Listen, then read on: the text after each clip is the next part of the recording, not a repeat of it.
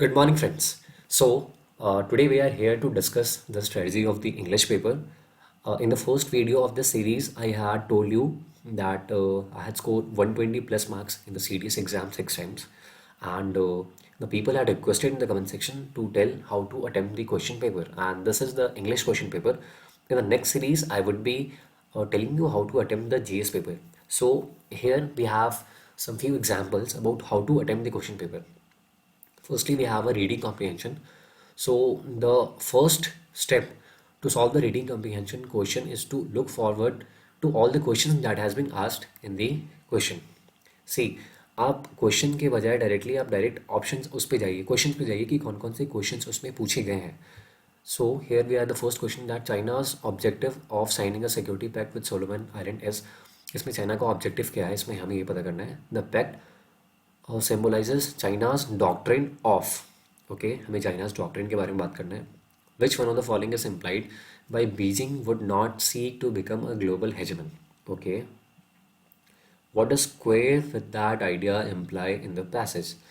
तो एक टर्म है इसमें, स्क्वायर विद द आइडिया, इस पैसेज में. तो हमें ढूंढना है कि ये इसका क्या मतलब है. तो हम पैसेज पढ़ेंगे तो हमें पता चल जाएगा. बस हम ग्लांस करेंगे कि पैसेज में है क्या. So these are the four questions that are there, and okay, we'll go through the passage. China's government announced on April 19 that it signed a landmark security pact with the Solomon Islands, evoking concern from Australia and the US. The agreement is the first of its kind, and China has agreed with any country and underlines an ambitions to play a security role in the Pacific. We have got the answer of your first question. That is China's objective of signing a security pact with the Solomon Island. Okay.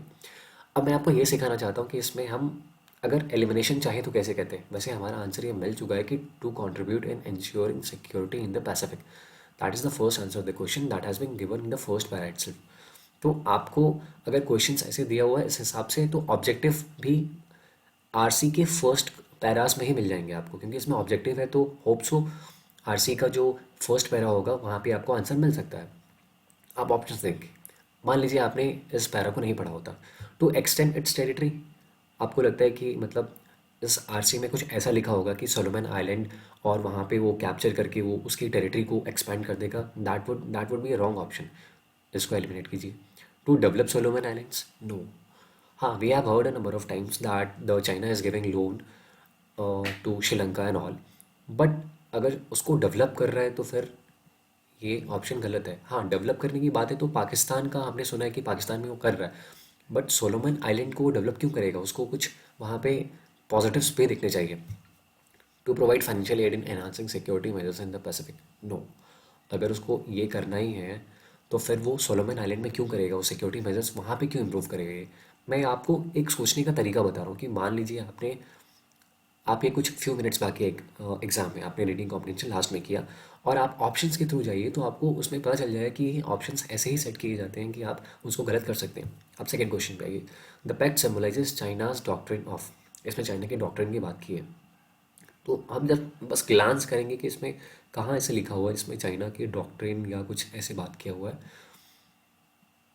तो आप देख सकते हैं the significance of the pact. ये देखिए, significance of the pact extends beyond the immediate regional security concerns in the Pacific. The Solomon Islands government said the agreement does not imply China will build a base there. The pact does however lead to a second key pillar of China's avowed peaceful rise doctrine which was popularized by the Panchil or the five principles of peaceful coexistence.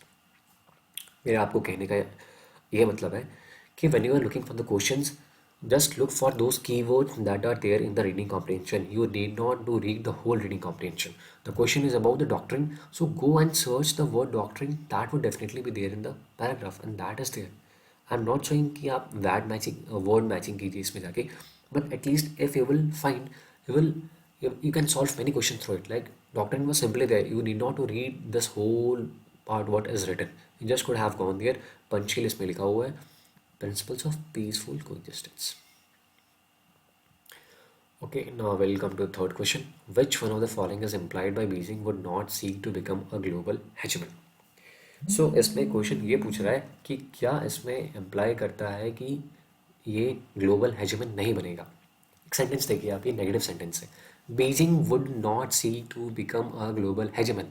Means Beijing अपनी जो global हेजमन वो नहीं बनाना चाहेगा। अब options पे जाइए, मैंने अभी आरसी को नहीं पढ़ा। Option says Beijing would aspire to become a strong ruler. That is a positive statement and it is wrong because the question is that Beijing would not, ये नेगेटिव है। Beijing is ambitious of becoming a super power, ये भी positive है, हमें negative चाहिए।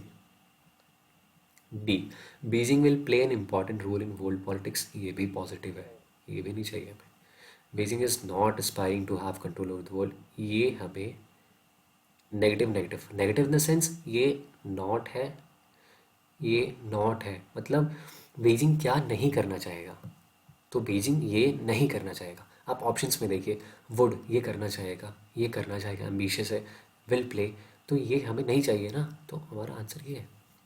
सी simple thing is I want to tell you that reading comprehension, अगर आपको मान लीजिए आपने पढ़ा, आपको टाइम कम है, आपको समझ नहीं आया, तो आप ऑप्शंस के थ्रू जाइए। ऑप्शंस ही ऐसे सेट किए जाते हैं कि आप डायरेक्ट ऑप्शंस को पढ़ के लगा सकते हैं। Okay, now come to the fourth question, that is what does square with that idea imply in the passage. Square with that idea एक फ्रेज है, इसका मतलब क्या है? Just take a hypothetical situation that you don't know what is the meaning of the square with that idea. Okay, come to the passes. The passes somewhere would be there. This would definitely be there. The deployment. Okay, we'll go and glance where this phrase is given.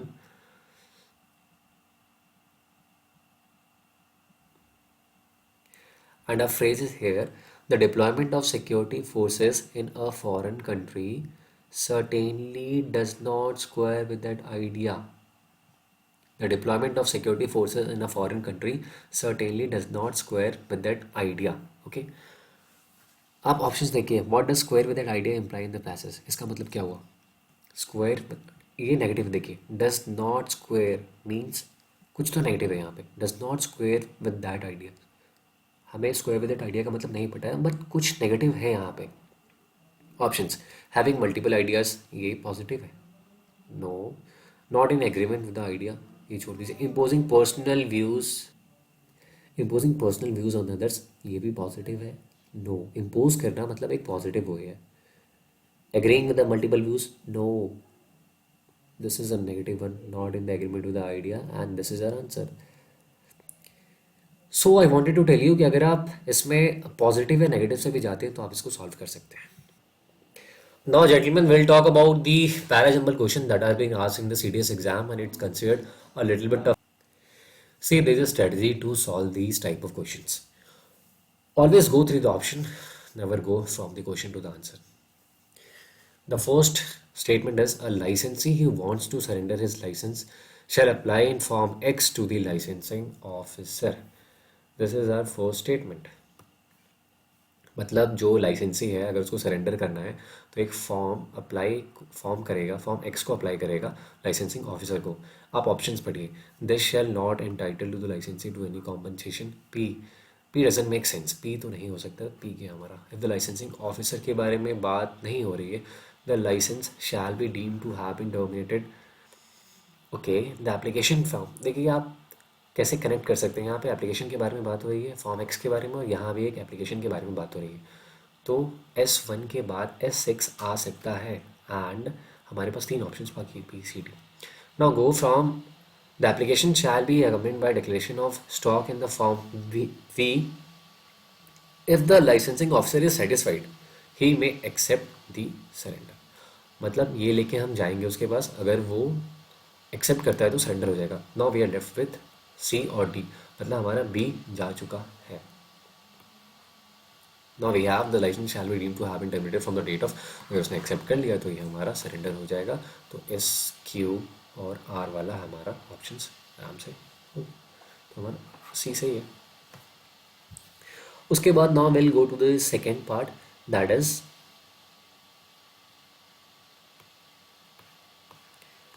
Second. आप देखिए, Haryana has achieve the second rank among states and logistics is across different states report.